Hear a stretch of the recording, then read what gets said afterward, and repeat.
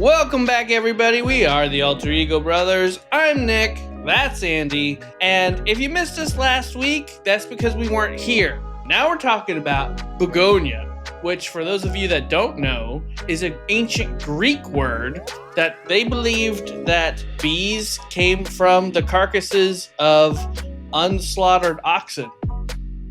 So that's what that means. All right, let's just go right into it. I gave this movie an 8 out of 10. I thought it was pretty fun. I had a good time watching Jesse Plemons and Emma Stone. This is like her 4th movie with this director, and I believe she won an Oscar for Little Things with this director, so they're just keeping it rolling. However, I had a lot of issues with the ending, but we'll talk about that in a little bit. Andy? I had a lot of issues with the ending and the vast majority of the movie. I'm a 4 out of 10 on this one. I didn't really quite enjoy this. I got what they were doing, but I didn't really find it entertaining for several reasons. We'll get into that as well. All right, so that puts us at a 6 out of 10 on our tier list. A little bit lower than I would like, but I guess I'm not too into this movie that I'm gonna try and fight for it.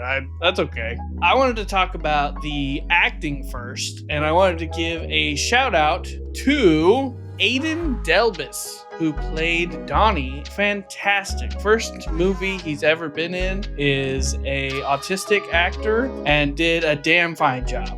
And also, Emma Stone and Jesse Plemons were a powerhouse. What did you think about the acting, Andy? I really enjoyed the acting. I think Emma Stone really nailed it, really kicked it out of the park, but she does that almost in every movie that she does anyway, so she held that expectation. The other 2 main actors also really nailed it for their characters. I think the acting was overall really good. I would have liked to see some dynamics or something going on with the other 2 main characters just to create some sort of interest. There were too many times where the storyline, it was really kind of a slow burner and it got really stale for me at times and I lost interest quite often.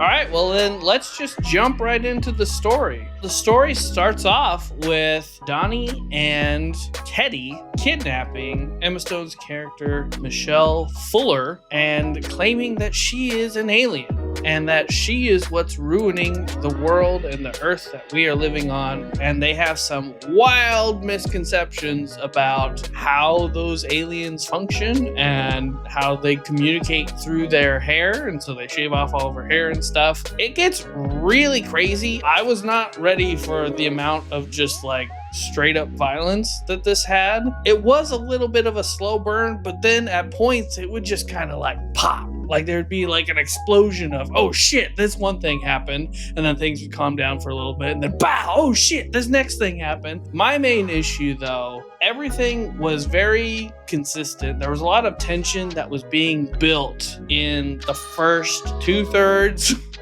of the movie, and if we had a nickel for every time a movie has gone off the rails in the 3rd act this year, man, we would have at least 4 or 5 nickels at this point. We'd have more money than we've made on YouTube for sure. We'd have more money than we made on YouTube. It really has a Stephen King-like ending, and what I mean by that is it just random. It wasn't set up really properly, and it was there for the sake of being there to conclude the story.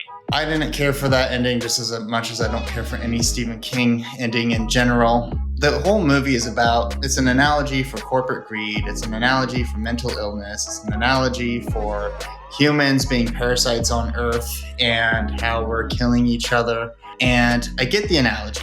I liked the analogy. I liked how they told the story of the analogy, but it wasn't entertaining whatsoever. It kind of reminds me of the 2 movies we've seen this year that are also time capsules, very much like this one could be in a way, where we saw Eddington and One Battle After Another. I would say this leans towards Eddington way more than it leans towards One Battle After Another. It's kind of just out there. It's kind of a little vague, but also very direct at the same time. It tries to do something that I think it's in over its head for, where One Battle After Another was a lot more creative. It got a lot more in depth on like these storylines versus keeping it just so vague and general all the time. I'll say one thing I wanted to talk about real quick was the music. I did like the main theme, but after like the fifth or sixth time hearing it just kind of blare out of nowhere, I was like, okay, we get it. Like, do something different with this, please. And they just kept like blaring this theme and then going down to nothing. And then like a random thing would happen and they blare the theme again. And it's like, is this important or what? What's going on? I don't know. What I wanted to talk about for like my niche thing is the special effects. God, I don't know if they were trying to mimic a 1970s type film or something, but I'm not going to talk about the ending special effects. I want to talk about specifically the blood splatters. You see it on Emma Stone's face. There's a clear cut from when they shot one day to when they shot the next day because they did not repeat the blood splatter whatsoever. There are 3 moments where it just completely changed, and I'm like, it just blew my mind how you could be that inconsistent. I don't know if that's because like in the 70s where they try to replicate that theme sometimes in the movie. In the 70s, they were also inconsistent when they shot Day from Today because they didn't have that high of standards. Maybe that's the reason they did it, to just kind of mimic that style. But if that was an accident, I am just flabbergasted. I went a full fucking 0 on that because I was like, how? That's so bad that I can't give you any credit for anything in this movie. That was so bad.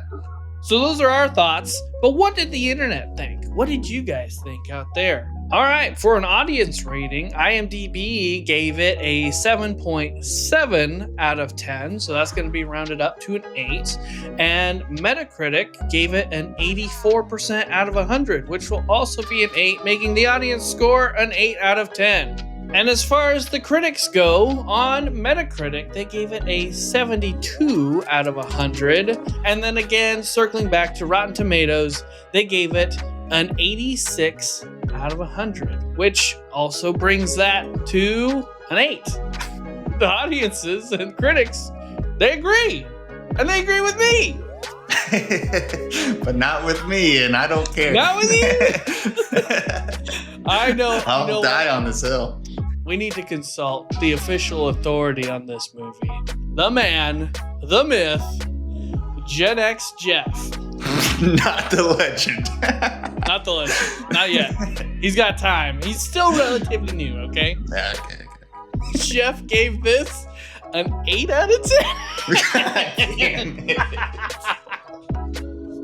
Fuck you, Andy. Oh, you like this one? Oh, he liked this one. Jeff. Damn it. All right, what do you have to say? Walked out. If he walks out, you get the win on that one. Okay. Loved this. Surprised me. Dark comedy, horror, sci-fi.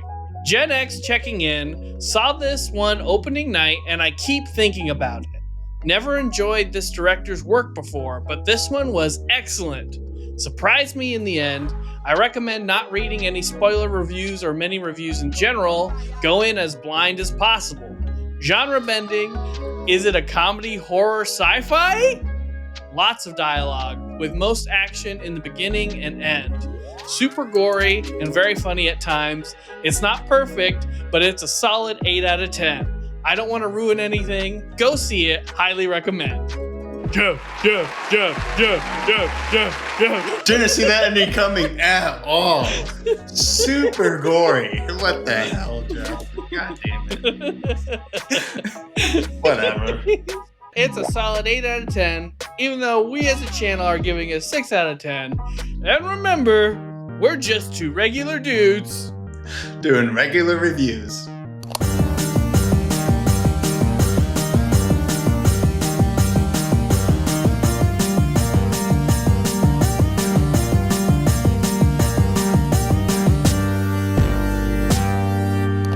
If we're divided, we have to bring in the divider, the put together, whatever you call them. Okay. Jeff.